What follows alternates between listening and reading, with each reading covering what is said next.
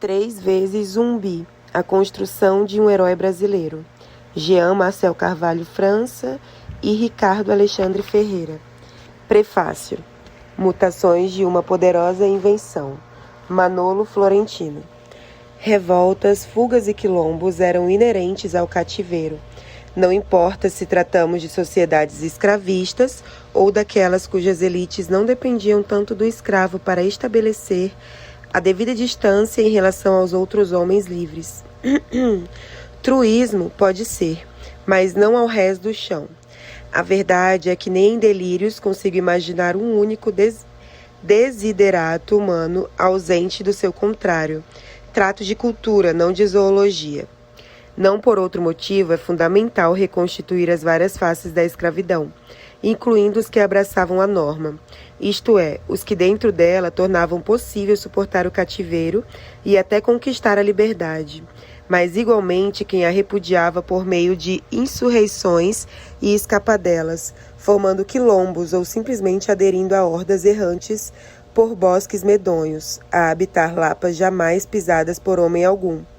Pela mesma razão, reitero, não sou zoólogo, considero incontornável explicitar os usos a que se prestam semelhantes tipos.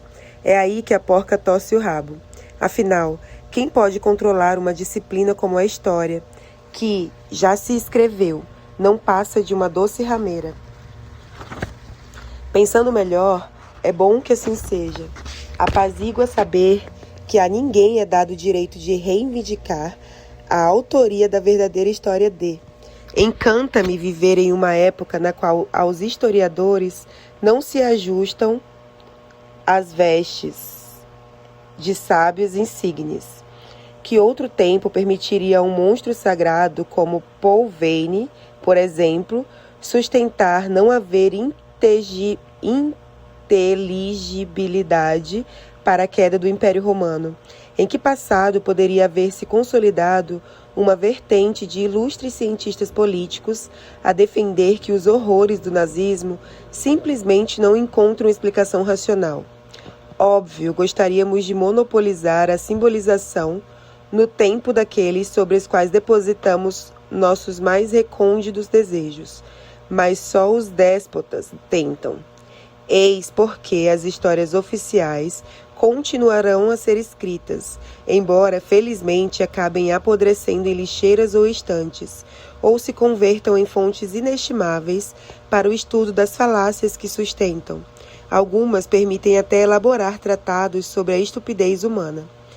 Modelada com zelo e humor, a saborosa arqueologia cultural realizada por Jean Marcel Carvalho França e Ricardo Alexandre Ferreira me faz sorrir a cada página, sempre vencida com leveza.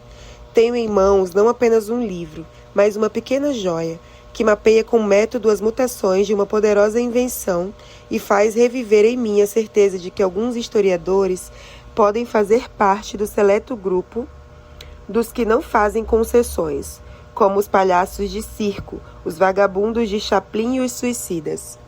Com coragem e disposição para enfrentar o que virá, os autores contam a invenção do Quilombo de Palmares como foco permanente de instabilidade para a sociedade colonial, sua transformação em templo da barbárie africana no Brasil e empecilho ao avanço da civilização, depois em sociedade socialista avant la lettre, e por fim em marco de guerras raciais atlânticas. As controvérsias vão além quando invade o palco um tal Zumbi, líder militar cuja bravura valorizava a vitória dos brancos, que no ato seguinte se converte em personagem romântico, que em outro ato vira líder revolucionário, capaz de abalar as bases das classes dominantes, para acabar herói da raça negra e das minorias. Jean Marcel e Ricardo promoveram uma verdadeira evisceração no corpo de uma historiografia prenhe de mitos, que ironicamente deita raízes em um país avesso ao cultivo de heróis.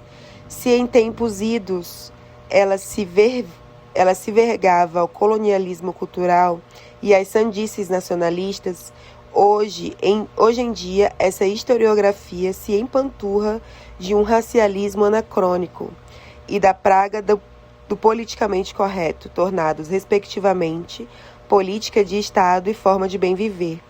Não há de ser nada. Quando se der em conta, 3 vezes Zumbi já terá cumprido seu papel, pois, entortando Drummond, a inteligência assimilada, ninguém a rouba mais do leitor.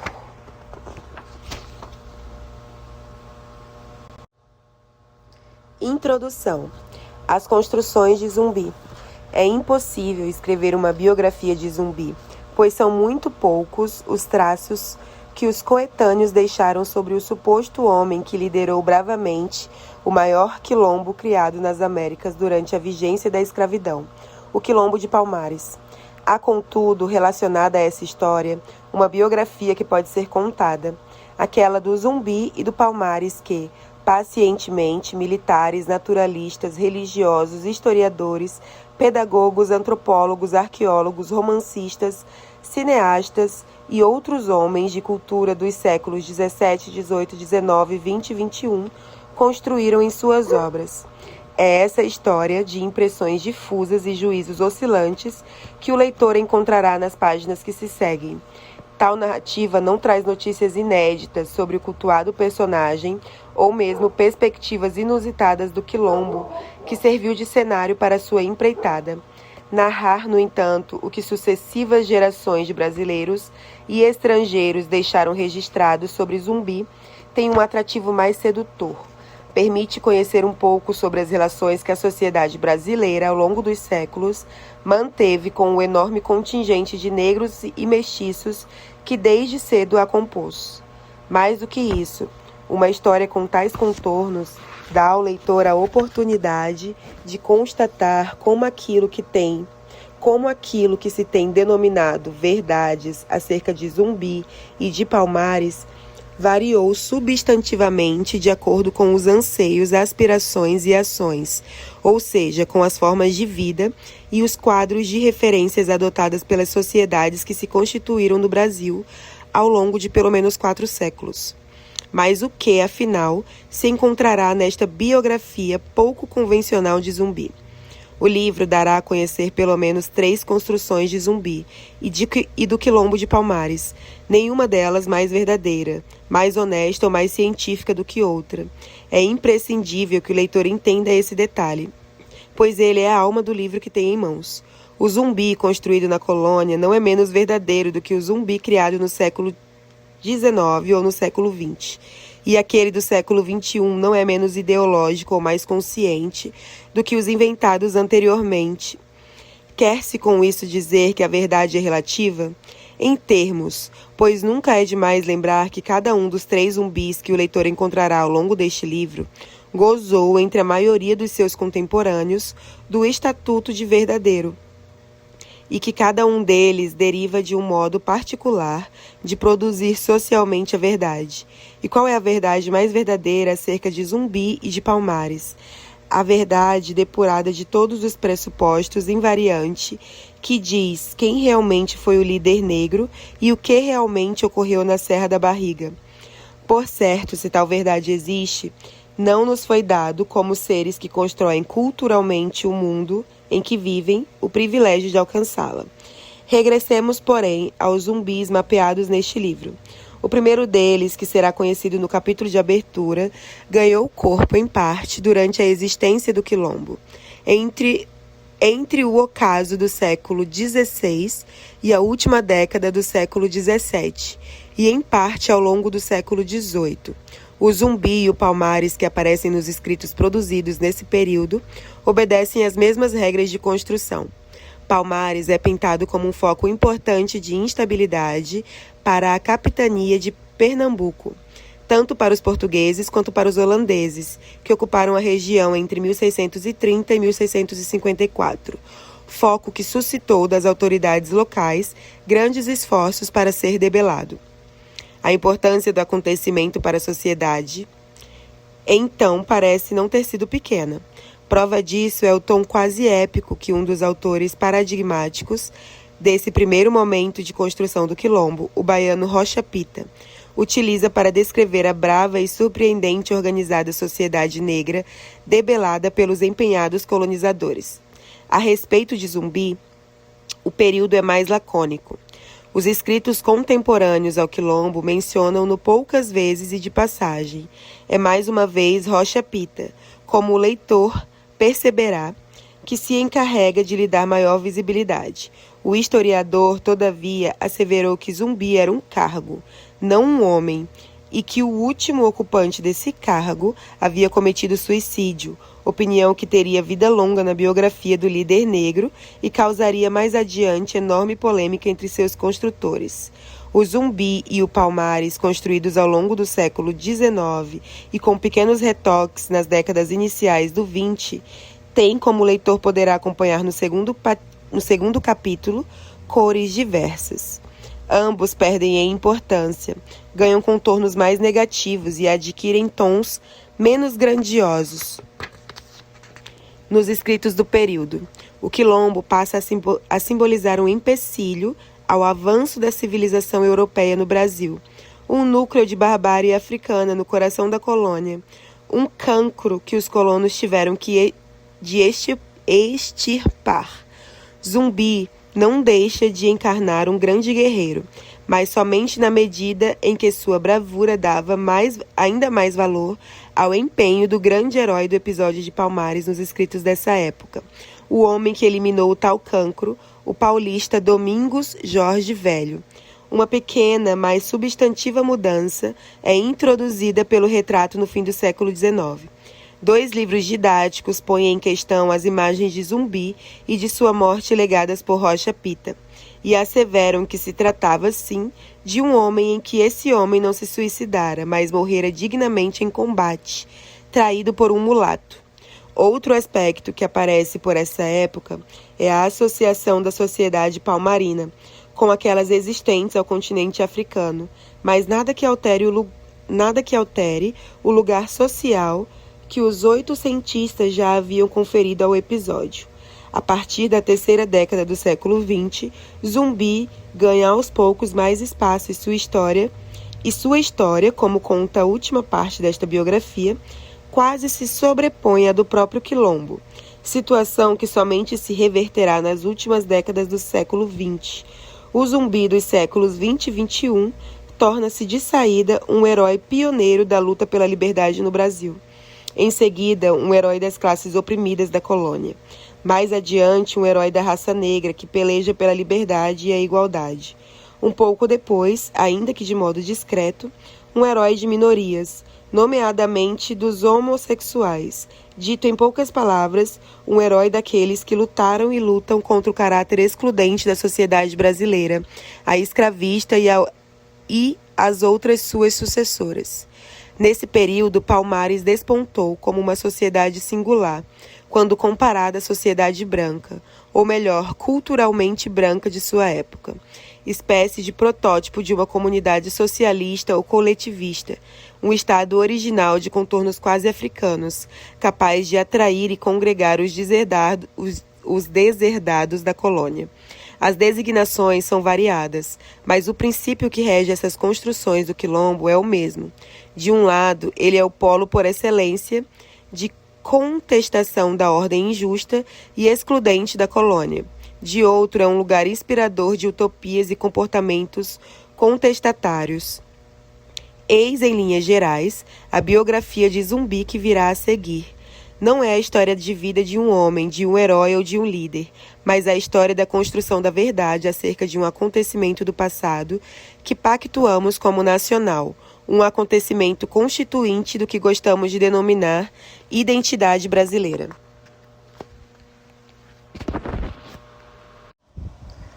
O Zumbi dos colonos.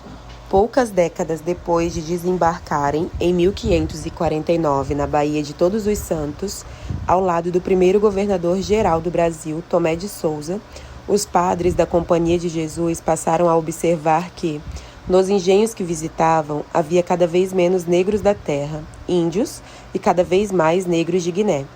O renomado José de Anchieta, não por acaso preocupado com a sorte dos tais negros da terra, alvos privilegiados do trabalho missionário da companhia, comentava em carta de 1584 que os engenhos de açúcar e as fazendas da Bahia estavam vazios dessa gente e cheios de negros da Guiné. Explica o jesuíta que isso se devia a um castigo impingido por Deus aos colonos, em razão dos insultos como são feitos e se fazem a estes índios, porque os portugueses vão ao sertão e enganam esta gente, dizendo-lhe que se venham com eles para o mar e que estarão em suas aldeias, como lá estão em sua terra e que seriam seus vizinhos. 20 anos mais tarde, um senhor de engenho, endinheirado e letrado, que vivera na colônia entre 1583 e 1618, Ambrósio Fernandes Brandão, escrevia no seu Diálogos das Grandezas do Brasil que a escravidão e os escravos não constituíam matéria estranha a um livro sobre as riquezas da colônia, pois no Brasil havia-se criado um novo Guiné, com a grande multidão de escravos vindos dele que nele se acham. Conta o colono que em algumas capitanias havia mais negros de Guiné do que naturais da terra e conclui: todos os homens que nele vivem têm metida quase toda sua fazenda em semelhante mercadoria.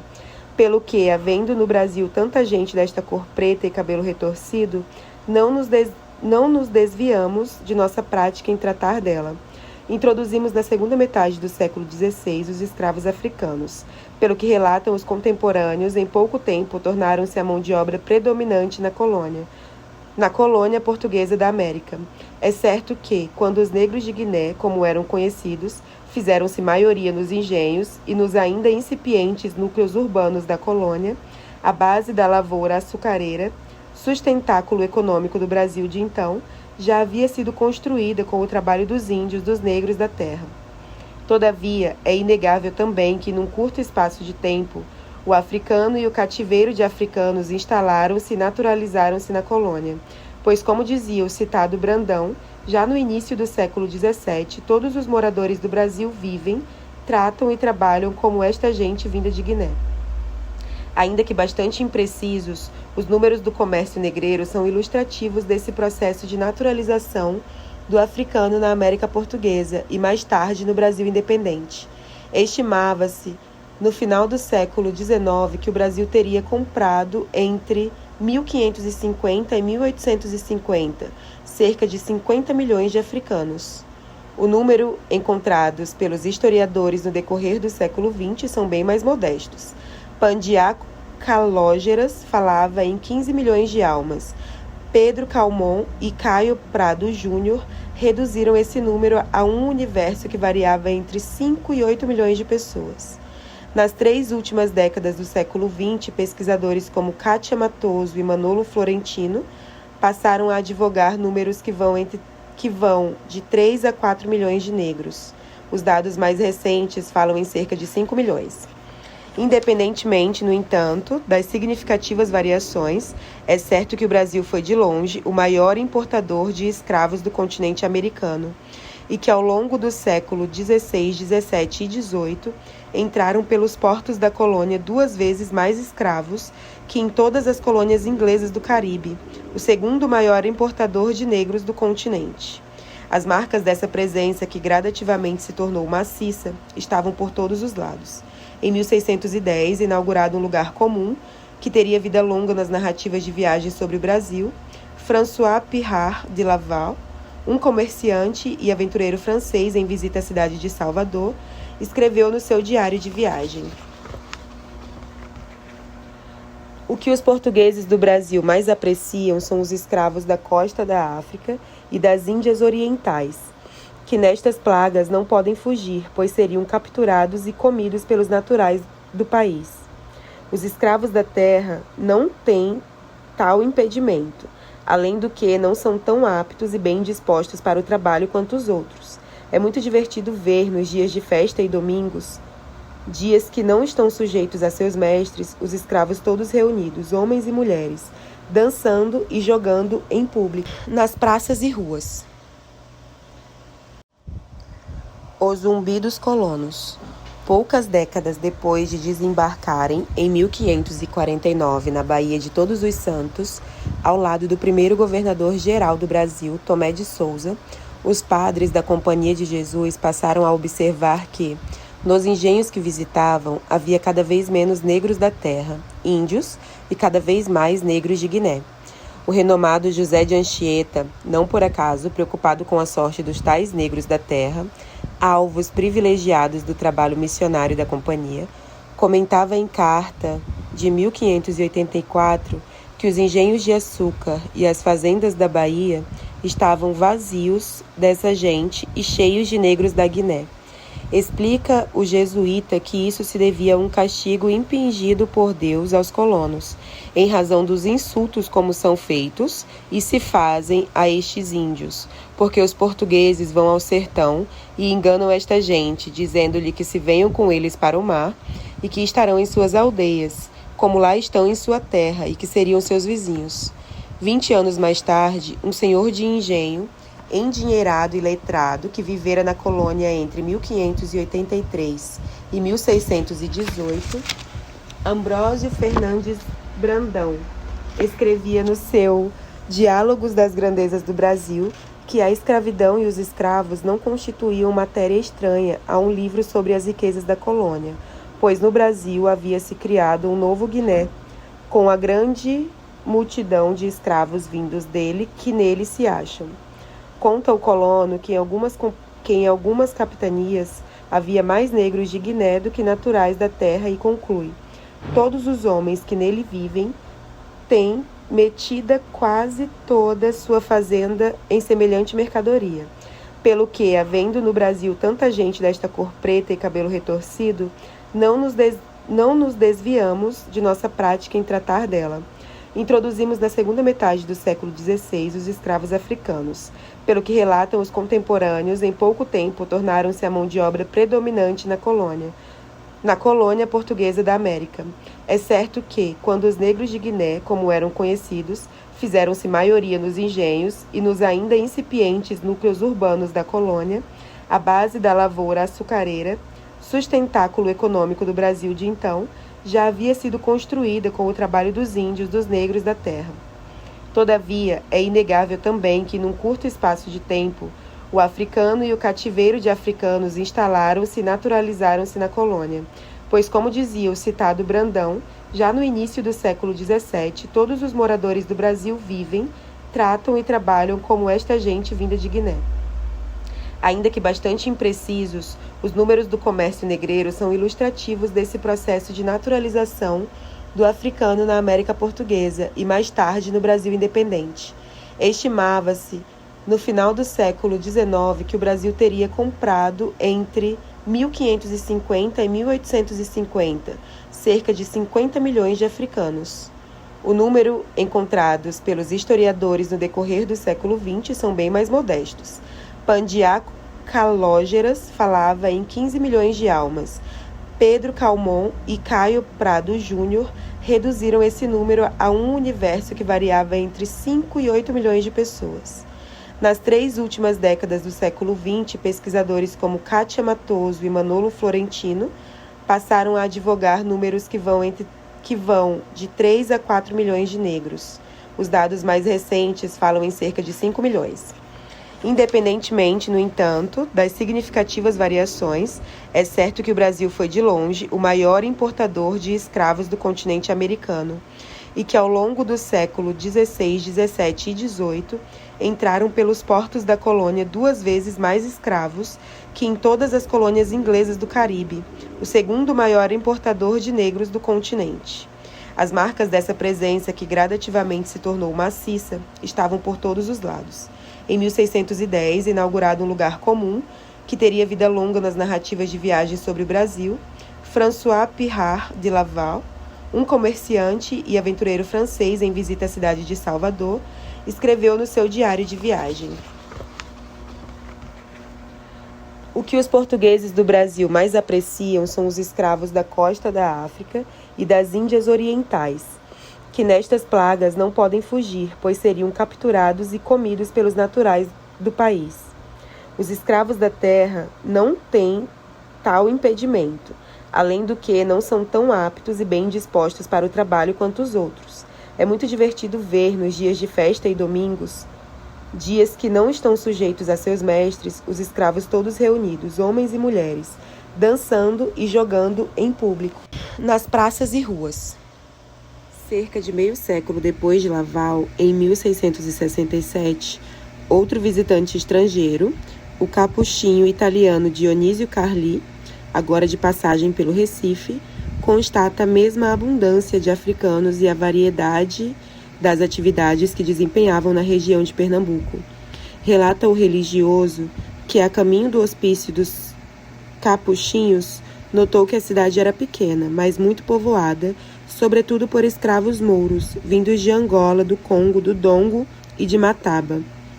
Carli conta ainda que todos os anos entravam no porto da cidade cerca de 10.000 escravos, para trabalhar na cultura da cana e do tabaco, para semear e colher o algodão, e também para cortar madeira, tingir seda e outros tecidos de valor, e para trabalhar o coco e o marfim. Tornemos uma vez mais a Salvador do ocaso do século XVII. O célebre pirata William Nampier, cujo navio, a caminho do que viria a ser a Austrália, reabasteceu na cidade, espantado com a quantidade de pretos que perambulavam pelas ruas, escreveu em seu diário de navegação: o número de escravos negros na cidade é tão elevado que já são maioria entre os habitantes. Todas as casas, como mencionei, têm escravos de ambos os sexos. Muitos portugueses solteiros tomam as mulheres negras como esposas, embora saibam que correm o risco de serem envenenados por elas, se lhes derem qualquer motivo de ciúmes. Os escravos de ambos os sexos vivem metidos em crimes, sobretudo em assassinatos, quando são pagos para isso, os quais executam preferencialmente à noite. Desloquemo-nos agora a outra importante cidade da costa brasileira dos tempos coloniais, o Rio de Janeiro. Quem nos conta sobre ela é um preocupado capitão de navio francês que, depois de hospedar-se um mês na urbe e constatar a destacada presença de escravos pretos nas suas ruas e residências, teceu o seguinte comentário acerca da peculiar política de segurança pública dos colonos, que eles supunham estarem rodeados por pretos extremamente hostis. Mas apesar de as novas minas ocuparem um número significativo de escravos, o Rio de Janeiro é um verdadeiro formigueiro de negros. Essa concentração funesta traz consigo o constante perigo de uma rebelião. Contra tal inconveniente, a solução encontrada pelos portugueses foi a de adquirir escravos de diferentes proveniências e utilizar a oposição entre seus caracteres para controlá-los. Em geral, os negros são capturados na costa vulgarmente chamada da Guiné e no reino da Angola. Os escravos provenientes da Guiné são, segundo a opinião dos portugueses, perspicazes, velhacos e preguiçosos. Os da Angola são taciturnos, trabalhadores e honestos. Os primeiros não gostam dos últimos e vice-versa.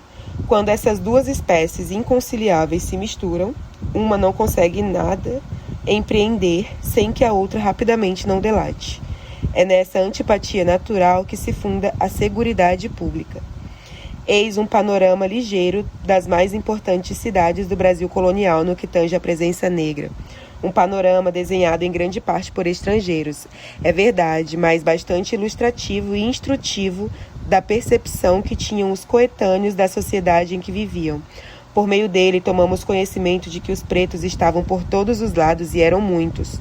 Tomamos conhecimento igualmente de que estavam imiscuídos no cotidiano das casas, das roças, das cidades, e que desempenhavam aí as mais variadas funções. Ficamos sabendo ainda que era um motivo de inquietação, pois perpetravam crimes e alimentavam os temores de uma revolta justificada, segundo as mesmas testemunhas, já que, como informa o cirurgião francês Gabriel Delon, que visitou Salvador em 1676, o grande número de escravos que há no país e a maneira cruel como são tratados, não lhes sendo dado o necessário para sobreviver e castigando-os excessivamente pelas menores faltas, são causa de constantes desordens, tanto nos campos quanto nas cidades do país. A maior parte desses cativos são negros trazidos de Angola e da Guiné para trabalhar nas lavouras de cana e de tabaco. Vendidos como animais, são comprados às centenas pelos donos de grandes propriedades que os submetem ao controle de um capataz, na maioria das vezes pior do que o próprio senhor. Os que não têm terras a cultivar deixam os seus cativos livres para trabalharem no que quiserem, cobrando-lhes uma determinada soma todo mês ou toda semana. Os maus tratos impostos a uns e as altas somas que se exige dos outros, somas que frequentemente não conseguem pagar, obrigam-os por vezes a fugir para o mato e a viver aí pilhando tudo o que encontram pela frente, vingando-se, de certo modo, dos tormentos que lhes foram impostos. As cidades, ao menos no período da noite, são tão inseguras quanto os campos, e por mais severamente que se castiguem os que são apanhados, a roubalheira não tem fim. Os moradores da colônia, é certo, não passaram imunes a tão útil, mas preocupante presença. Os membros da Companhia de Jesus, Manuel da Nóbrega, José da Anchieta, José de Aspilcueta Navarro, Fernão Cardim, Manuel de Araújo, Luiz Figueira e tantos outros, cedo observaram que os africanos, dia após dia, estavam substituindo a mão de obra indígena nos engenhos e fazendo-se cada vez mais presentes no cotidiano colonial. Pela mesma época, os senhores de engenho Ambrósio Brandão e Gabriel Soares e o religioso Frei Vicente de Salvador, autor da primeira história do Brasil, também não deixaram de notar a importância crescente dos africanos na sociedade colonial. Frei Vicente, inclusive, a propósito dos temores que o largo contingente de escravos despertava na população livre, conta que o governador Diogo Botelho, com o auxílio de um índio chamado Zorobabé, armou uma expedição em grande parte formada por negros da terra contra o Mocambo em vias de formação na Paraíba, segundo Frei. Não foi pequeno bem tirar dali aquela ladroeira e colheita que ia em grande crescimento. Mas poucos tornaram a seus donos, porque os gentios mataram muitos e o Zorobabé levou alguns que foi vendendo pelo caminho. Depois dele, evidenciando a enorme representatividade do africano e de seus descendentes nas cidades litorâneas brasileiras, o poeta Gregório de Matos descreveu em seus versos uma ampla galeria de tipos pretos que circulavam pelas ruas soteropolitanas. É sabido que parte substantiva do que escreveu era pouco abonador da conduta do escravo na sociedade baiana. Os africanos e africanas que protagonizavam os seus poemas estão quase sempre envolvidos em brigas, roubos, bebedeiras, arruaças e, sobretudo, em práticas libidinosas. Um bom exemplo é o poema Define a Sua Cidade, no seu preceito 1. Que de quilombos que tenho, com mestres superlativos, nos quais se ensinam de noite os calundus e feitiços. Com devoção os frequentam 1000 sujeitos femininos e também muitos barbados, que se prezam de narcisos. Ventura dizem que busca. Não se viu maior delírio. Eu, que os ouço, vejo e calo por não poder diverti-los. O que sei é que em tais danças Satanás anda metido, e que só tal padre-mestre pode ensinar tais delírios.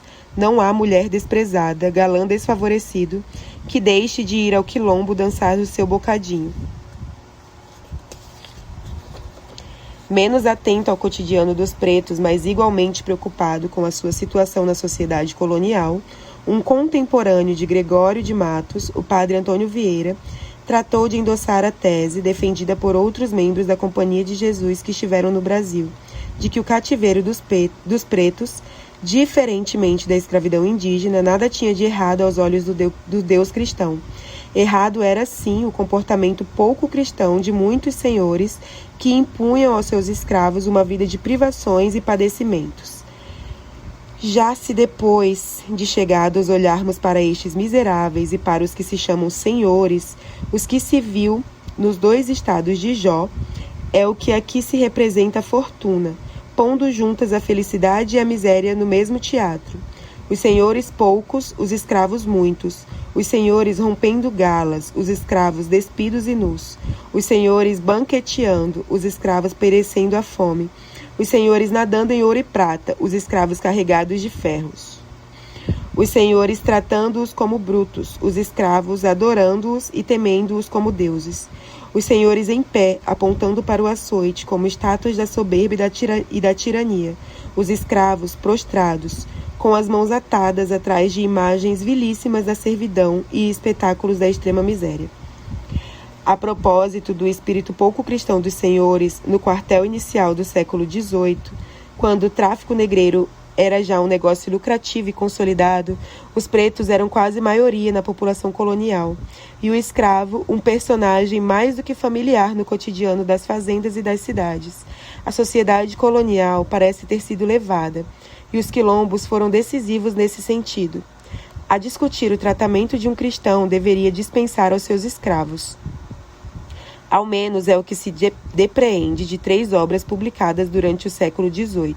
Economia Cristã dos Senhores no Governo dos Escravos, do jesuíta Jorge Bence, Cultura e Opulência do Brasil por suas Drogas e Minas, assinado por um tal André João Antonil, anagrama utilizado para ocultar o nome do autor, o também jesuíta João Antônio Andreoni, e Etíope Resgatado, Empenhado, Sustentado, Corrigido e Libertado, do padre Manuel Ribeiro Rocha.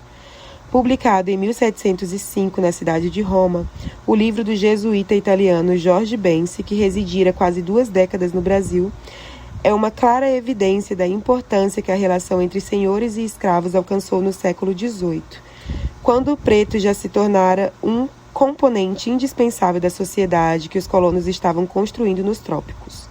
Numa nota intitulada Leitor, o jesuíta explica ao seu eventual público quais objetivos pretendia alcançar em seu pequeno opúsculo.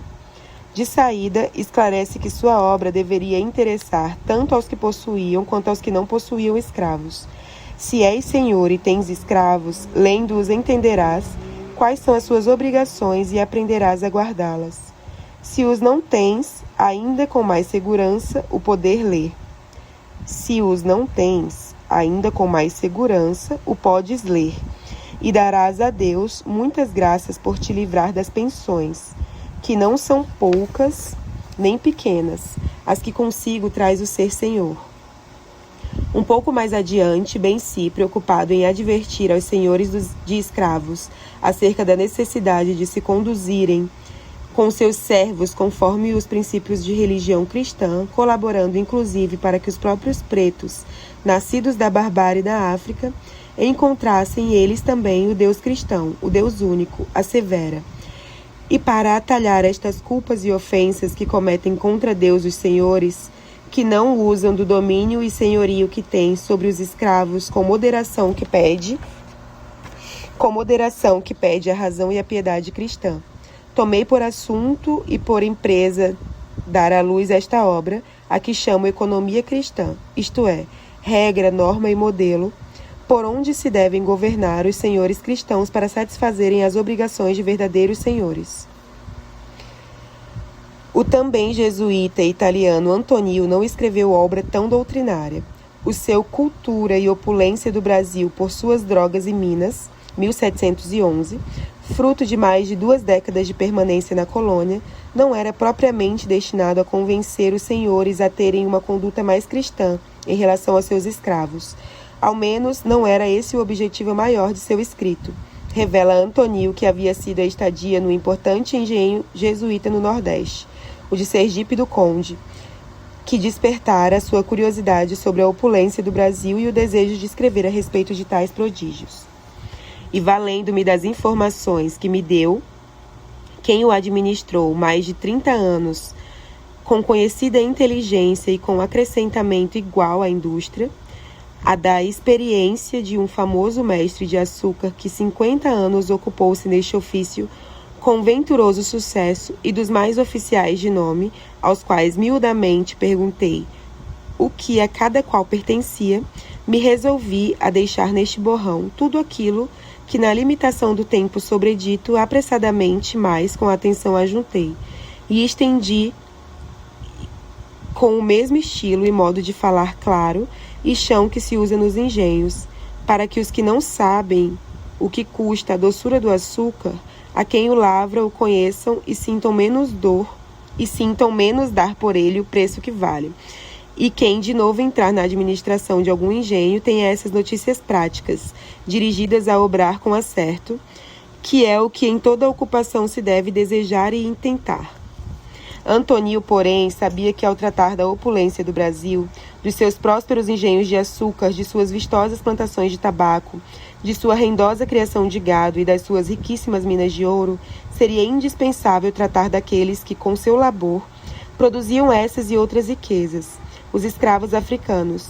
O jesuíta dedica-lhes, na primeira e mais substantiva parte do seu borrão, um capítulo intitulado Como se há de haver o senhor do engenho com seus escravos, ao longo do qual procura traduzir a tríade do P, que para ele sintetiza o modo cristão de tratar os escravos no Brasil, a fórmula já abordada por Jorge Bense e extraída do Eclesiástico, panis e disciplina e opus servo. Para o escravo, o pão, o castigo e o trabalho. Nas páginas de Antonio ganha um tom mais inteligível para o mundo rural e rústico dos senhores de engenho da colônia. Pau, pão e pano.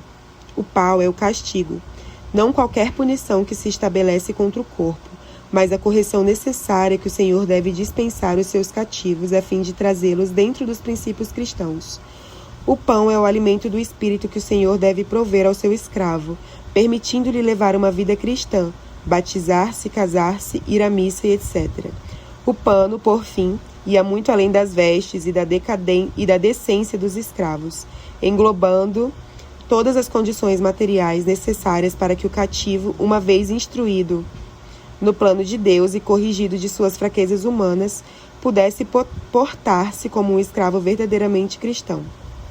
No Brasil, costumam dizer que para os escravos são necessários 3P, o saber pau, pão e pano, e posto que comessem mal, principiando pelo castigo que é o pau, contudo, prover a Deus que tão abundante fosse o comer e o vestir como muitas vezes é o castigo dado por qualquer causa, pouco provada ou levantada, e com instrumentos de muito rigor, ainda quando os crimes são certos, de que não se usa nem com os brutos animais, os crimes são certos, de que se não usa nem com os brutos animais, fazendo algum senhor mais caso de um cavalo de que meia dúzia de escravos.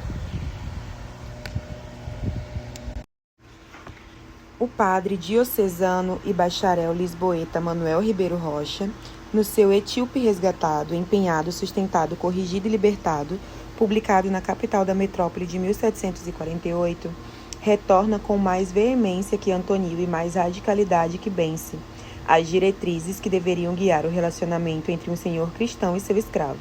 Em um prólogo intitulado Argumento e Razão da Obra a quem lê, Ribeiro Rocha resume o seu escrito nos seguintes termos: e porque a todas as pessoas que assim os possuírem, jure pignores, sempre lhe correm por servos e domésticos as mesmas obrigações principais, que aliás lhe correriam se os possuíssem jure domini, que são as do sustento, da correção e da instrução na doutrina, e bons costumes. Todas estas expendo na quarta, quinta e mais partes posteriores do mesmo opúsculo, ao qual por isso apliquei o título de Etíope Resgatado, Empenhado, Sustentado, Corrigido, Instruído e Libertado. Isto é, resgatado da escravidão injusta, a que barbaramente o reduziram os seus mesmos nacionais, como se diz na primeira parte, empenhado no poder de seu possuidor para respeitar como senhor e lhe obedecer, e o servir como escravo, enquanto lhe não pagar ou compensar com serviços o seu valor, como se diz na segunda e terceira parte. Até aqui nada de novo em relação aos religiosos citados anteriormente. Ribeiro Rocha, porém, na oitava e última parte de sua obra, do que respeita aos últimos fins destes cativos, vai mais longe do que os seus antecessores e se ocupa das condições necessárias para que o cativo possa licitamente alcançar a sua liberdade. Por últimos fins destes cativos, entendo neste lugar os últimos fins da sua sujeição servil, quando extinta já de toda a causa do penhor e retenção em que haviam ficado, pelo benefício da redenção, forem completamente restituídos à sua primitiva e natural liberdade com que nasceram. Estes fins podem ser de 4 modos. Primeiro, quando o cativo pagar ao seu possuidor a dinheiro o preço total ou parcial de sua redenção. Segundo, quando o cativo houver servido os anos que bastarem para compensar o mesmo preço. Terceiro, quando falecendo o possuidor do cativo lhe fizer quita do tempo que ainda lhe faltar e o deixar desobrigado. Quarto e último, quando o cativo, antes de findar o tempo de sua servidão, falecer da vida presente. Benci, Antonil e Ribeiro, cada um ao seu modo, buscaram regrar a instituição da escravidão, sobretudo naquilo que tange as relações cotidianas entre os cativos e os seus proprietários. Evidentemente, não foi por acaso que os homens de igreja, uma igreja sempre lacônica em relação à escravidão do africano, resolveram, a partir da segunda metade do século XVII, abordar em detalhes e à luz da doutrina cristã as complexas relações entre senhores e escravos. A essa altura, a escravidão dos pretos, como então se dizia, estava completamente instalada na sociedade colonial, que não somente havia amparado a sua vida produtiva nos ombros desses indivíduos, como também havia desenvolvido mecanismos eficientes, diga-se de passagem, para absorvê-los e naturalizá-los no seu cotidiano. Tal processo de incorporação, todavia, nunca esteve isento de tensões e embates. Afinal, tratava-se de uma sociedade muito marcada pelas relações rígidas de mando e pela aplicação sistemática de castigos corporais. A propósito de tais castigos, convém lembrar que estes nem eram banais, nem excepcionais da sociedade colonial. Constituíam um mecanismo de controle social legítimo, com acentuado caráter exemplar, ao qual se recorria com certa assiduidade, como sugere em 1618 o holandês Dierik Huyters, um dos muitos estrangeiros que, em visita à colônia, testemunhou o caráter violento que, não raro, assumia a relação entre senhores e escravos. Quando os ditos brasileiros ou os negros cometem alguma falta, os portugueses ordenam que outros escravos os castiguem impiedosamente. Nenhum verdadeiro cristão assiste a esse espetáculo sem revoltar-se. Vi certa feita um negro faminto que, para encher a barriga, furtara 2 pães de açúcar. Seu senhor, ao saber do ocorrido, mandou amarrá-lo de bruços a uma tábua e em seguida ordenou que o negro surrasse, com um chicote de couro. Seu corpo ficou da cabeça aos pés com uma chaga aberta, e os lugares poupados pelo chicote foram lacerados à faca. Terminado o castigo, um outro negro derramou sobre suas feridas um pote contendo vinagre e sal. O infeliz, sempre amarrado, contorcia-se de dor. Tive, por mais que me chocasse, de presenciar a transformação de um homem em carne de boi salgada, e como se isso não bastasse, de ver derramarem sobre suas feridas piche derretido. O negro gritava de tocar o coração. Deixaram-no toda uma noite de joelhos, preso pelo pescoço a um bloco, como um mísero animal, sem ter suas feridas tratadas. Fui testemunha ainda de outras barbaridades praticadas por portugueses e espanhóis contra os seus escravos. Essa pedagogia do castigo, que tanta indignação causava ao estrangeiro e tantas ponderações suscitavam dos religiosos, tinha por vezes um efeito colateral não desejado, mas esperado, a fuga do cativo. Mas para onde fugir no mundo tomado todo ele pela escravidão? Matar-se era uma solução extrema. Perambular a esmo pelos caminhos e cidades era demasiado perigoso. Embrenhar-se sozinho na mata era arriscar-se a ser comido pelos nativos ou a cair nas mãos de um qualquer caçador de fujões, o temido capitão do mato ou capitão do campo. Nem mesmo a solidariedade de outros escravos era certa. Nas ainda incipientes cidades, nos arraiais e nos caminhos do Brasil colonial, um preto desconhecido era logo denunciado às autoridades e aos proprietários locais, inclusive por outro preto. A única saída, por certo, ainda estava nas matas do sertão, malgrado os perigos enormes que aí o aguardavam. A solução encontrada pelos cativos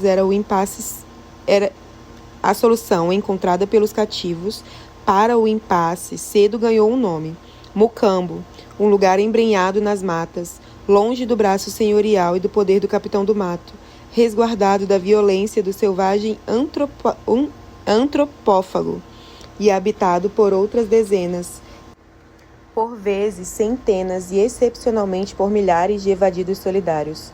As notícias a respeito desses tais mocambos, mais tarde denominados quilombos, começam a chegar à capital da Bahia e à metrópole em meados do século XVI, e rapidamente se multiplicam. Entre as últimas décadas do século XVI e o início do XVIII, o aumento exponencial de tais refúgios colocou em sobressalto quase todas as regiões da colônia, das divisas do atual Amapá com a Guiana Francesa até a capitania do Rio Grande. Tem-se notícia da existência, ao longo do período, de mais de 2 dezenas deles na Bahia.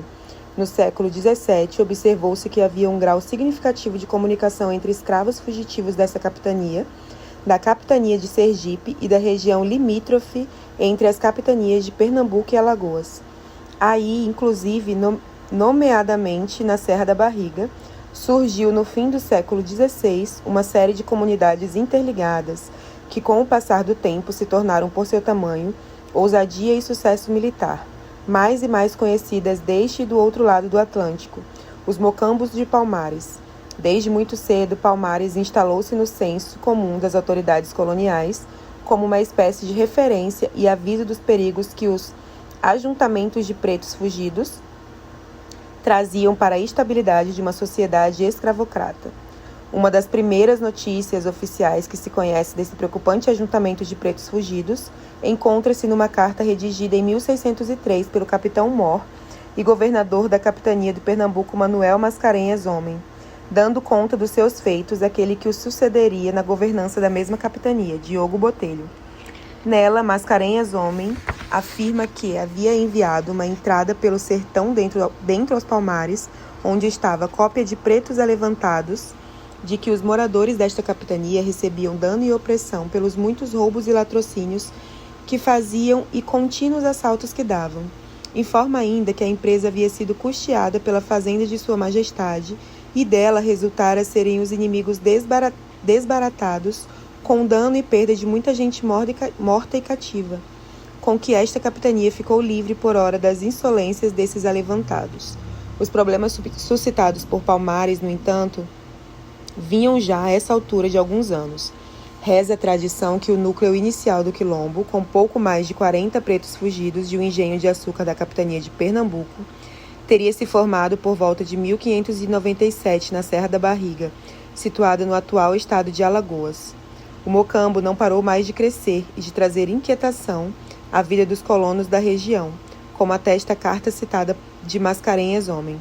A partir de 1630, porém, com a invasão holandesa, o ajuntamento ganha dimensões realmente notáveis, pois as lides da guerra e as desordens dela decorrentes não permitiam que os senhores se ocupassem dos seus escravos fugidos. Foi, inclusive, da pena dos holandeses que saíram os primeiros escritos da época a se ocuparem mais detidamente do já preocupante quilombo. Em 1643, num relatório sobre o estado das Alagoas, apresentado por Jones van Walbeck e Henrique de Mouqueron, os funcionários da administração colonial Batava, ao descreverem a região que denominam Lagoa do Sul, tecem um documentário que evidencia o sobressalto causado por Palmares aos moradores daquele lugar. Relatam os exploradores que a parte norte da lagoa estava inteiramente despovoada, inculta e deserta, já que os poucos moradores que tinham permanecido na região após guerra se transportaram para a parte do sul, onde fizeram assento e se acham mais seguros contra os negros de Palmares, porque aí permanece a nossa guarnição. 2 anos mais tarde, em 26 de fevereiro de 1645, Jan Blair, um holandês natural da aldeia de Vrijswijk, na província de Utrecht, que desembarcara no Brasil em 1629, como capelão de tropa, também tomou parte de uma expedição enviada a Palmares, acerca de qual redigiu um pequeno relato. Vale a pena seguir com mais vagar a curiosa narrativa do capelão. Narra Blair que no dia 18 de março alcançou o velho Palmares, que os pretos haviam abandonado cerca de 3 anos antes, por ser um lugar muito insalubre e em razão de ali terem morrido muitos dos seus. Blair comenta ainda que esse Palmares abandonado tinha meia milha de comprido de 2 portas. A rua era da largura de uma braça, havendo no centro 2 cisternas.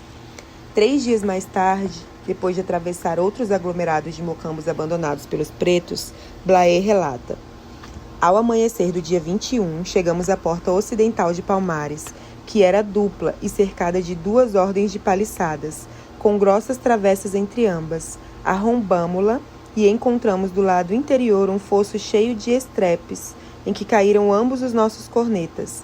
Não ouvimos ruído algum, senão o produzido por 2 negros, um dos quais prendemos, junto com a mulher e filho. os quais disseram que desde 5 ou 6 dias estavam ali apenas pouca gente, porquanto a maioria estava nas suas plantações e armando mundeus no mato. Ainda mataram os nossos brasilienses, 2 ou 3 negros no pântano vizinho. Um dos nossos cornetas, enraivecido por ter caído nos estrepes, cortou a cabeça a uma negra. Este palmares tinha igualmente meia milha de comprido. As casas eram um número de 220 e no meio delas erguia-se uma igreja, 4 forjas e uma grande casa de conselho. Havia entre os habitantes toda sorte de artifícios e o seu rei os governava com severa justiça, não permitindo feiticeiros entre a sua gente.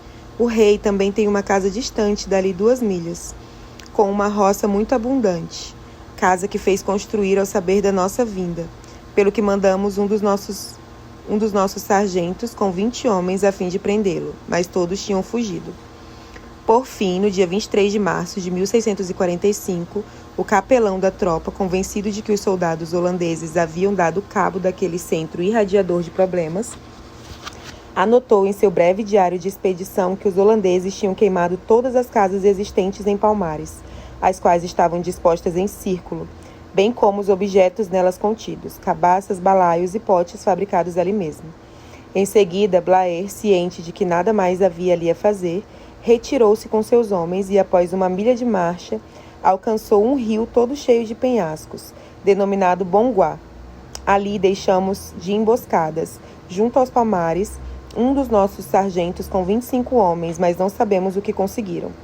Blair, como se vê, apressadamente concluiu que os batavos tinham debelado o quilombo de Palmares.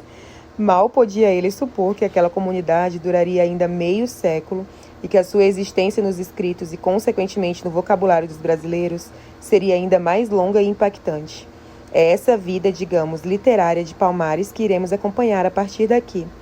Antes, porém, não é de todo inútil recordar ao leitor que as muitas descrições do quilombo e de seus habitantes que veremos adiante, legadas pela cultura colonial e posteriormente, depois de 1822, pela cultura que se queria nacional, são muito mais do que meras maneiras que homens de letras, viajantes estrangeiros, religiosos, cronistas, poetas, jornalistas, romancistas, políticos, historiadores, etc., mais ou menos talentosos, honestos e documentados, encontraram para representar um acontecimento do passado local. Tais imagens de Palmares e de seu líder Zumbi são, sim, ilustrativas dos modos como a sociedade brasileira, ao menos uma parte significativa dela, em diferentes momentos de sua história, lidou com o expressivo contingente de negros e mulatos que a compõem. Feita a ressalva, é hora de passar a história dessas descrições. Pouco antes de Blair, em janeiro de 1644, Rolux Baro, um intérprete de origem judaica, embaixador da Companhia das Índias Ocidentais, em carta de Porto Calvo à administração holandesa, nomeadamente do Conselho dos 19, teceu um sintético comentário acerca de Palmares, muito menos conhecido e detalhado do que o de Blair, mas igualmente ilustrativo das preocupações suscitadas pelo quilombo entre os invasores holandeses. Baro conta que alcançou a região com o intuito de dar combate ao pequeno Palmares, quando se surpreendeu diante do grande Palmares. Depois de renhida batalha, restaram uma centena de quilombolas e somente um soldado de sua tropa mortos. Dentre os poucos mais de 30 rebeldes capturados vivos, o holandês destaca a presença de 7 tupis e uns tantos mulatos. Destaca também que os mocambos contavam com criações e plantações capazes de sustentar as cerca de 1.000 famílias que habitavam o lugar. O embaixador Baro, homem experimentado nos domínios holandeses no Atlântico, salienta por fim que os negros viviam ali do mesmo modo que viviam em Angola. Cerca de meia década mais tarde, em 1648, vem a público o penúltimo escrito holandês, 6 cientistas sobre Palmares, o grande e o pequeno, como então se dizia. Trata-se da renomada História Naturalis Brasiliae, de autoria de William Piso e George Marcgrave. O trecho que descreve o quilombo, atribuído principalmente a Marcgrave, havia sido transcrito um ano antes pelo cronista Gaspar Barleus, na sua História dos Feitos Recentemente Praticados durante 8 anos do Brasil, 1647. Barleus era um homem bem relacionado e estava a serviço do conde Maurício de Nassau, o que lhe garantia um acesso privilegiado à documentação produzida pela administração holandesa no Brasil. A mesma passagem também seria um pouco mais tarde, em 1682, reproduzida literalmente pelo último cronista holandês a publicar uma obra com menções ao tema, Johannes Nieuwhof, autor do memorável Viagem Marítima e Terrestre ao Brasil. Eis a descrição que, de tão copiada que será pelos sucessores de Markgrave, merece ser citada na íntegra. E há aqui 2 distritos, que os lusitanos chamam Palmares por causa da abundância daquelas árvores que aí nascem, nos quais os negros fugitivos se refugiaram. Destes, um é chamado Menor e o outro Maior. No Menor, cerca de 6.000 negros dizem habitar e que está situado a 20 milhas acima de Alagoas. A aldeia daqueles consta de 3 largas ruas, das quais cada uma mede comprimento meia hora de percurso. As casas, todas contíguas, e atrás delas as plantações deles, imitam de alguma maneira a religião dos lusitanos e têm seus sacerdotes e juízes. Enviam dos seus em número frequente às cidades vizinhas, a fim de que arrebatem os escravos dos lusitanos. Aqueles, porém, eles utilizam por tanto tempo até que raptem outros. Os escravos, porém, que espontaneamente se agregam a eles, logo eles próprios gozam daquela mesma liberdade. Alimentam-se dos frutos das palmeiras, de batatas, de feijão, de farinha, de mandioca, de milho e cana-de-açúcar. Também de galinhas, das quais havia em abundância para eles, e de peixes que o rio vizinho fornece. Não possuem outras carnes, senão as das feras. Colhem seu milho 2 vezes por ano e tende sido terminada a colheita, durante uma semana inteira, passeavam, dançavam, comiam e bebiam festivamente. A maior palmaria fica 20 ou 30 milhas atrás da aldeia de São Amaro. Acredita-se ser cerca de 5 milhares de negros que vivem nos vales junto a este monte, além de muitos outros que moram aqui e ali, de um lado 50, de outros 100. Porém, as casas são reunidas, de sorte que 200 ocupam quase a 4ª parte do milhar de hora, e constroem debaixo dos bosques, nos quais tem um caminho aberto e preparado para fugir, pois sempre colocam sentinelas que os avisam da chegada dos peregrinos. Da mesma maneira, nos meses de seca, mandam os seus para furtarem dos moradores as etíopes. Depois dos registros holandeses, há uma longa, ininterrupta e variada série de documentos administrativos, documentos em língua portuguesa e escritos por autoridades metropolitanas e coloniais, que dão conta das relações que a sociedade escravocrata de então, aquela que os lusitanos estavam construindo nos trópicos, mantinha com os quilombolas de Palmares.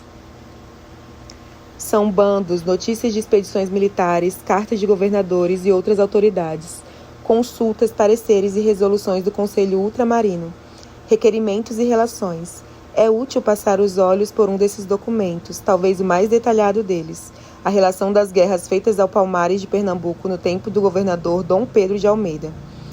O propósito inicial dessa curiosa narrativa anônima é, segundo enuncia o seu narrador, dar a conhecer as notícias que ao longo do tempo haviam se acumulado a respeito do já então renomado Quilombo de Palmares. A rememoração, que o anônimo denomina recopilação, principia por enfatizar a versatilidade das árvores que nomeiam o local, as palmeiras.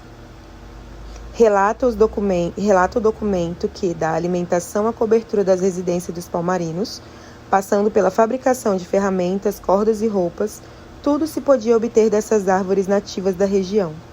Em seguida, o narrador explica existirem não um, mas distintos palmares, dentre uma dezena de aglomerações mais volumosas de casas e umas tantas outras de menor monta. O cronista destaca o Mocambo de Zambi, rei guerreiro que, a partir das décadas iniciais do século XVIII, se tornaria personagem central nas narrativas das guerras que marcaram a história de Palmares. A respeito da origem do quilombo e de seus moradores, o cronista acredita que, desde o tempo em que houve negros cativos nestas capitanias, começaram a ter habitantes em Palmares. Habitantes cujo número disparou durante a ocupação holandesa. Havia ali, desde então, 2 povoações de grande destaque, tendo a maior quase o dobro de casas que a menor. A mais importante delas, com aproximadamente 1.500 casas, é nomeada no documento como Cidade Real.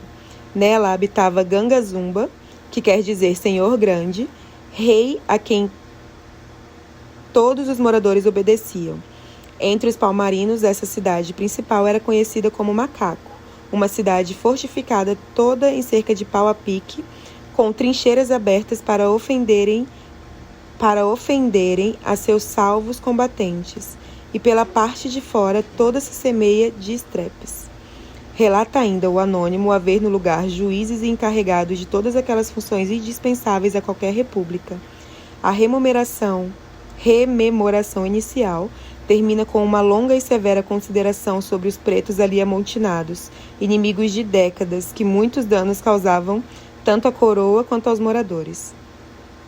Periga a coroa, porque a seus insultos despovoaram os lugares circunvizinhos e se despejavam as capitanias adjacentes, e deste dano infalivelmente se seguiram outros inevitáveis, como era impossibilitar-se a conservação de todo Pernambuco. Destroem-se os vassalos, porque a vida, a honra, a fazenda, porque lhe destroçam e lhes roubam os escravos, as honras, porque as mulheres, filhas, irreverentemente se tratam, as vidas, porque estão expostas sempre a repentinos assaltos, demais que os caminhos não são livres, as jornadas pouco seguras, e só se marcha com tropas que possam rebater os seus encontros. O anônimo prossegue dando conta dos esforços da administração colonial para pôr fim àquele foco de instabilidade.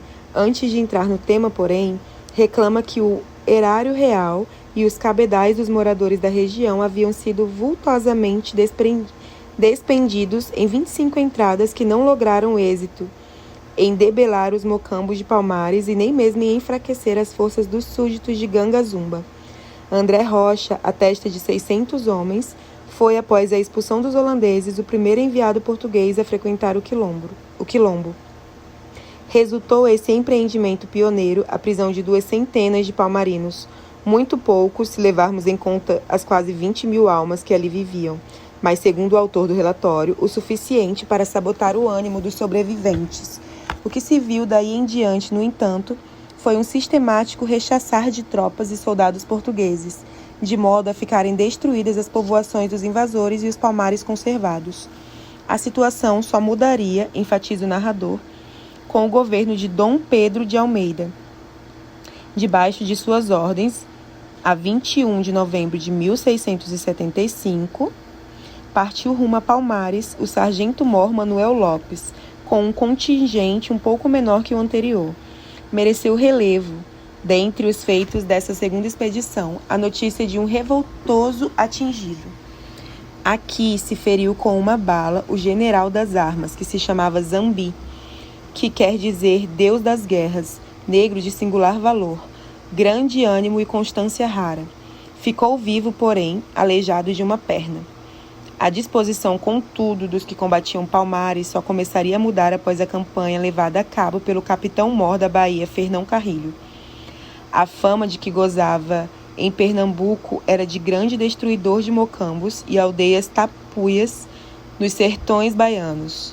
O início de sua primeira investida contra o quilombo data de 21 de setembro de 1677.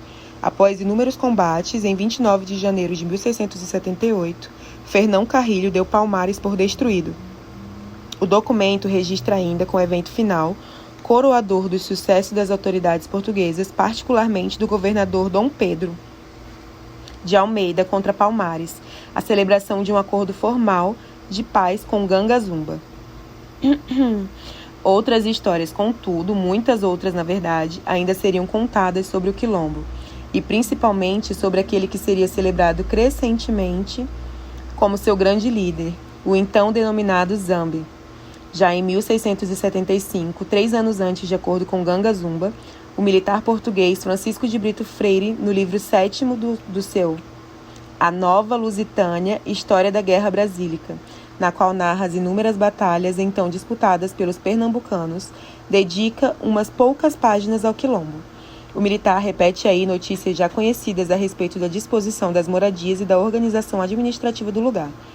A novidade do seu relato são os conselhos que dá às autoridades portuguesas no sentido de debelar, de uma vez por todas, aquela comunidade de pretos insurgentes e mesmo de dissuadi-los da rebeldia. Argumenta Brito Freire que todos os esforços bélicos para destruir o quilombo tinham naufragado e mesmo produzido um efeito contrário, pois este não parava de crescer. Diante de tal quadro, sugere umas tantas medidas alternativas. Poder-se-ia, por exemplo, em vez de atacar os pretos, impossibilitar-lhes o descanso e o mantimento. E uma vez debelado o quilombo, construir lá 2 povoações para que os pretos não voltassem a se amotinar no local. Poder-se-ia igualmente, e esta parece ser a solução preferida do autor, reduzi-los como indústria, dando favor e liberdade a alguns dos que trazemos para persuadirem os mais que venham lograr seguramente, para as almas e para as vidas, na escola da nossa doutrina e no amparo da nossa assistência, o fruto de sua quietação. Aos pretos lá encontrados, arremata Brito Freire, dever-se-ia dar o mesmo destino daqueles alistados no terço de Henrique Dias, que o rei mandou livrar, e assim lhes constaria, aos olhos dos mesmos senhores, andarem livres. Padre Antônio Vieira, ao contrário, não via com bons olhos aquela medida que, como proposta por Brito Freire, que certamente não foi o único, visasse reintegrar os pretos amotinados de Palmares. Numa carta escrita em 1691, o desembargador do Paço, Roque Monteiro Paim, o jesuíta, explica que os habitantes do quilombo, além de não confiarem nos padres, eram rebelados e cativos, perseverando em pecado contínuo e atual, o que os impossibilitava de ser absolutos, ou o que os impossibilitava de ser absoltos, de receber a graça de Deus e de se restituírem ao serviço e obediência de seus senhores. A única maneira de trazê-los de volta à sociedade, prossegue Vieira, seria restaurar-lhes a liberdade, medida totalmente inviável, já que traria a total destruição do Brasil. Pois quando os demais pretos soubessem que os palmarinos tinham, por meios não legais, se livrado do cativeiro, cada cidade, cada vila, cada lugar, cada engenho, seriam longo outros tantos palmares. Malgrado, no entanto, essas e outras tantas menções de holandeses e portugueses ao quilombo e aos problemas por eles suscitados, não há registros escritos descrevendo sua suposta destruição definitiva. No início do século XVIII, pelo bandeirante Domingos Jorge Velho. Todavia, muito cedo, após a sua derrocada final, o quilombo voltou a figurar dos escritos à época, evidenciando que a insubordinação, evasão e reunião de escravos eram preocupações permanentes da sociedade colonial brasileira, como haviam sido para os invasores holandeses de outrora. Sobretudo de seus poucos homens de letras, homens, em geral, livres, culturalmente brancos, ricos e preocupados com a insubordinação da escravaria. Em 1730 vem à luz a mais portuguesa das histórias do Brasil, a História da América Portuguesa, escrita por um desses homens preocupados com a escravaria, Sebastião da Rocha Pita. Formado por 10 livros, o trabalho desse senhor de engenho e literato baiano, mestre em artes pelo Colégio dos Jesuítas da Bahia e supostamente formado pela Universidade de Coimbra, abre com uma apreciação da terra descoberta por Cabral, em 1500, e fecha com a elogiosa descrição das ações do vice-rei Vasco Fernandes César de Menezes, seu contemporâneo. No livro 8º, Rocha Pita dedica umas poucas páginas à história do quilombo de Palmares, os primeiros pretos amotinados à destruição final pelas tropas governamentais. O historiador setecentista começa por descrever como, de um pequeno grupo de 40 pretos fugidos de vários engenhos de Porto do Calvo, nos tempos da invasão holandesa, brutos que estimavam mais a liberdade entre as feras que a sujeição dentre os homens, formou-se nas imediações dessa vila, ao longo de 60 anos, uma verdadeira república, sem a especulação de Aristóteles e de Platão nas suas repúblicas escritas, nem as leis promulgadas na de Atenas por Solon. formaram os pretos nos Palmares uma república rústica e, a seu modo, bem ordenada. Essa singular sociedade contava com um conjunto de leis próprias e era governada por um zombi, espécie de príncipe. Elegiam por seu príncipe, com o nome de Zombi, que no seu idioma vale o mesmo que diabo, um dos seus varões mais justos e alentados, e posto por esta superioridade era eletiva, lhe durava por toda a vida e tinham acesso a ela os negros, mulatos e mestiços, isto é, filhos de mulato e negra, de mais reto procedimento, de maior valor e experiência, e não se conta e nem se sabe que entre eles houvessem parcialidades por competências de merecimento ou ambição de domínio, nem que matassem um para entronizar outro, concorrendo todos ao eleito com obediência e união, polos em que se sustentam os impérios. Assevera o historiador que o vultoso aglomerado de pretos evadidos semeou por mais de meio século o terror e a aflição entre os fazendeiros da região, causando-lhes enormes prejuízos financeiros. Foi somente sob o governo de Caetano de Melo e Castro que, após sangrentas batalhas, Palmares sucumbiu. Privados dos campos, de onde tiraram seu sustento, e das armas indispensáveis ao combate, os cativos, segundo Rocha Pita, iam afrouxando, mas mantinham a esperança de que os homens da coroa também não pudessem manter o cerco por muito tempo. O contingente de que dispunham era mínimo, e depois de terminada a guerra com os holandeses, desacostumado ao combate. Para mais, a fome graçava entre os soldados e as constantes tempestades que caíam na região e castigavam impiedosamente. Todavia, como pondera o baiano, logo o sucesso que não premeditaram lhes mostrou o contrário do que presumiram. A derrota, segundo Rocha Pita, levou ao suicídio do Zombi e dos guerreiros mais valorosos. Entraram encontrando alguma resistência nos negros, inferior à que presumiram, porque seu príncipe Zombi, com os mais esforçados guerreiros e leais súditos, querendo obviar o ficarem cativos da nossa gente e desprezando o morrerem ao nosso ferro, subiram a sua grande eminência e voluntariamente se despenharam, e com aquele gênero de morte mostraram não amar a vida na escravidão e não querer perdê-la aos nossos golpes. Por fim, informa o historiador baiano que a vitória das tropas governamentais foi motivo de grande júbilo para Melo e Castro, que, avisado do ocorrido, recebeu a nova com públicas demonstrações, lançando do palácio dinheiro ao povo e fazendo depois procissão solene de ação de graças. A história da América Portuguesa de Rocha Pita é, sem sombra de dúvidas, o mais impactante escrito sobre Palmares e Zumbi, publicado ao longo do período colonial. A bem da verdade, não seria equivocado dizer que inaugura uma linha de tradição no que diz respeito à descrição do quilombo e de seu líder. É compreensível, pois que, em um tempo em que a originalidade não era um valor reputado importante pelos leitores, o beneditino e homem de letras recifense Domingos Loreto de Couto, em 1757, no seu Desagravos do Brasil e Glórias de Pernambuco, obra publicada tardiamente no início do século XX, tenha dedicado um capítulo às guerras servis do Palmar, todo ele parafraseado do escrito de Rocha Pita.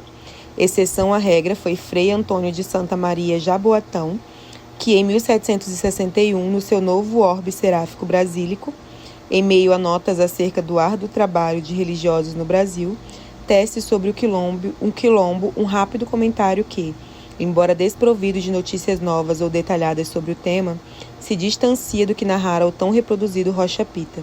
O religioso começa por informar que, em 1695, o governador Caetano de Melo e Castro enviou do Recife um exército para destruir definitivamente Palmares, que havia mais de 60 anos, desde os tempos dos holandeses, levava o desassossego à região entre a Vila da Lagoa e a povoação do Porto Calvo.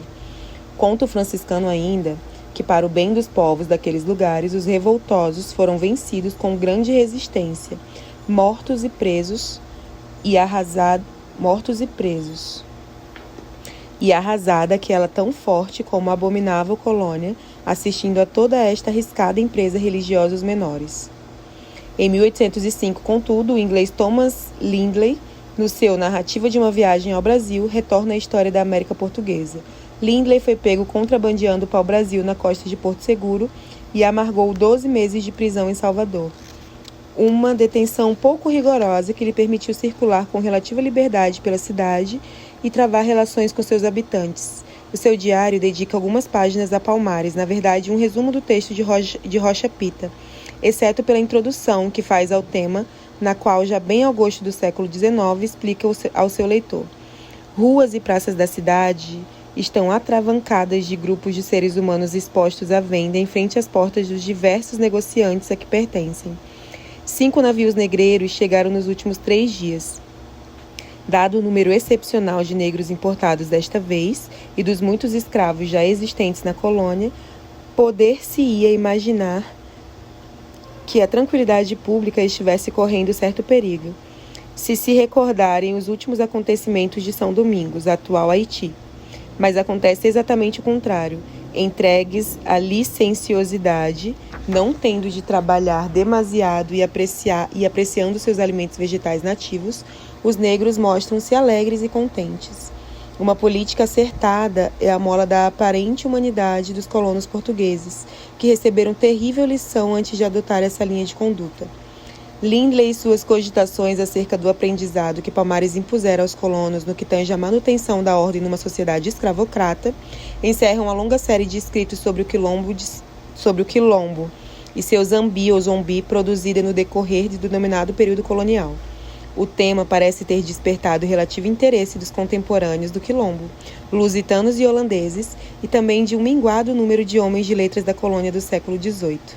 Ora, se levarmos em conta que pouco se escreveu e publicou em língua portuguesa ou em qualquer outra língua sobre o Brasil ao longo dos séculos XVII e XVIII, a recorrência com que o quilombo aparece nos escritos é um indicativo bastante seguro de que tanto a sociedade que os colonos portugueses estavam construindo no Brasil, quanto a que os holandeses implantaram temporariamente no litoral nordestino, se preocuparam com aquele núcleo de rebeldia que teimava em perturbar a ordem de uma sociedade erguida sobre os alicerces da escravidão. Mas o que diziam esses escritos? De que modo os homens estavam culturalmente brancos que tinham acesso à escrita construíram para os seus coetâneos e também para a futura história do Brasil e o quilombo dos Palmares e seu líder, o tal Zambi. Os textos, o leitor pôde acompanhar, são bastante repetitivos. Lembremos mais uma vez que estamos tratando de um tempo em que a originalidade não constitui um valor e a repetição é tomada como uma espécie de prova de verdade daquilo que é dito. Fala-se a princípio da formação da comunidade insurgente. Em seguida, descreve-se a situação geográfica do quilombo, a disposição espacial dos mocambos, o número estimado de seus moradores, seus meios de subsistência, suas estratégias e aparatos defensivos, por vezes a sua organização administrativa. Poucos são aqueles que atentam para sua composição étnica. Somente Baro menciona a existência de tupis, entre os palmarinos, por exemplo. Poucos também se aventuraram a tecer considerações acerca daquilo que somente poderiam supor, pois jamais tinham visto com os olhos da cara o modo de vida dos habitantes do quilombo, aquilo que denominamos o seu cotidiano. Baro diz que viviam como em Angola. Marcgrave adianta umas poucas notícias sobre suas práticas agrícolas e sobre suas festividades.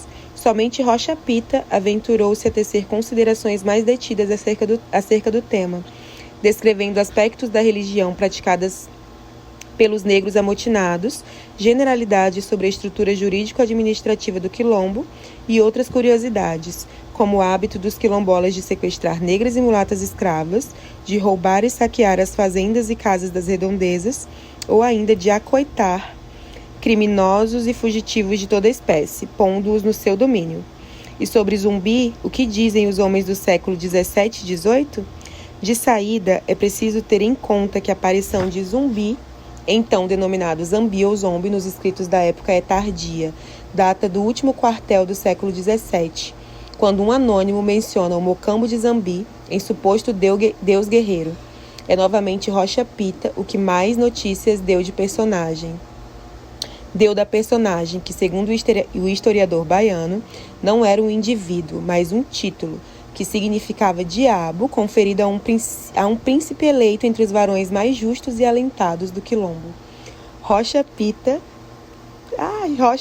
conta ainda notícia que, como se viu, é repetida pelos seus sucessores, que quando da queda de Palmares, o então Zambi, recusando o retorno ao cativeiro, matou-se, do que foi seguido pelos seus guerreiros principais. Mais do que isso, não iremos encontrar nos escritos coloniais, os quais, redigidos pela parcela culturalmente branca e livre da sociedade que se formava nos trópicos, estavam interessados antes em relatar os sucessos alcançados pelos colonos e seus capitães, do combate ao quilombo, do que em glosar o dia a dia dos rebelados ou as virtudes e defeitos de seus líderes. O que interessava, em suma, era louvar os méritos de uma sociedade que, não obstante as dificuldades, soubera enfrentar e debelar uma de suas maiores ameaças.